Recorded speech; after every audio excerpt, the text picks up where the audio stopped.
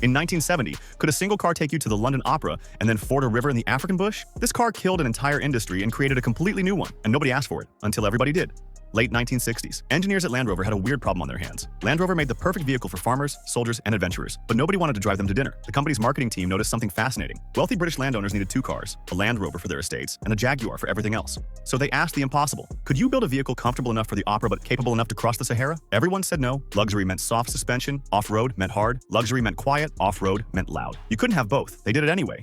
June 1970, the Range Rover debuts, and it breaks every rule in the automotive handbook. Chief engineer Charles Spencer King and designer Gordon Bashford created something that had never existed before. Let's talk about the technical wizardry that made this possible. First, permanent four-wheel drive with a two-speed transfer case, something you'd never seen in a luxury vehicle. But here's the genius. They used a Buick-derived 3.5-liter aluminum V8 engine, producing 135 horsepower. Why Rover bought the rights to this American engine is a story in itself, but that lightweight aluminum block was crucial because it kept weight down while providing smooth, quiet power. Then came the suspension revolution. Coil springs on all four corners instead of the traditional leaf springs. This was absolute heresy in the off-road world, but it gave the Range Rover a ride quality that matched luxury sedans while maintaining incredible wheel articulation for rock crawling. The long travel suspension with self-leveling capability meant you could load it with luggage for the opera or gear for an expedition, and it would handle both beautifully. Inside, leather seats, full carpeting, and air conditioning in a vehicle rated to climb a 45-degree slope and wade through 20 inches of water. The engineering team even designed a unique ventilation system that could handle both Arctic cold and desert heat. It cost more than a Jaguar, more than most Mercedes. For a truck, the automotive press called it ambitious, executives called it confused, but customers called it exactly what they've been waiting for. The waiting list stretched for months, but here's where it gets interesting. Range Rover didn't just sell cars, it created a lifestyle that rippled through decades. In the 1970s, British aristocracy discovered you could take the kids to school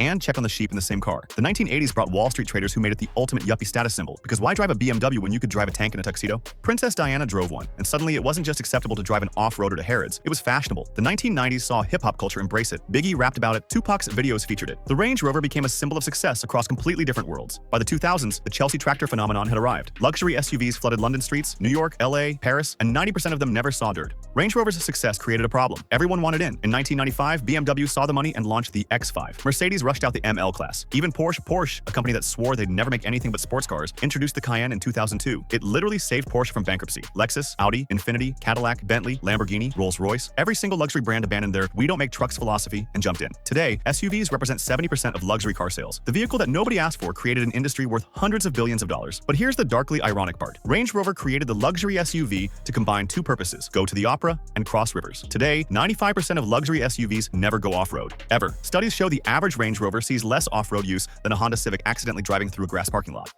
The Chelsea tractor became so controversial that London considered special taxes for high-emission luxury SUVs. Range Rover solved a problem for British landowners who needed one car to do two things. Instead, it convinced everyone they needed a 6,000-pound vehicle with approach and departure angles engineered for the Rubicon Trail to buy groceries in suburban Connecticut. So did Range Rover change the automotive industry? Absolutely. It proved that luxury and capability weren't mutually exclusive. It pioneered technologies like permanent all-wheel drive systems that are now standard. It showed that sophisticated engineering could make a vehicle both practical and aspirational. Did it change it for better or worse? Well, that depends on whether you're driving one or are stuck behind 12 of them in traffic, each one capable of conquering the Camel Trophy course but struggling to navigate the Whole Foods parking lot. One thing's certain, in 1970, Land Rover asked, "What if we could have both?" And the entire automotive world answered, "We'll take one too." The Range Rover made luxury off-roading possible and off-roading optional. And in doing so, it didn't just change the car industry. It changed what we expect from our cars, how we define luxury, and apparently how much space we need to pick up our dry cleaning.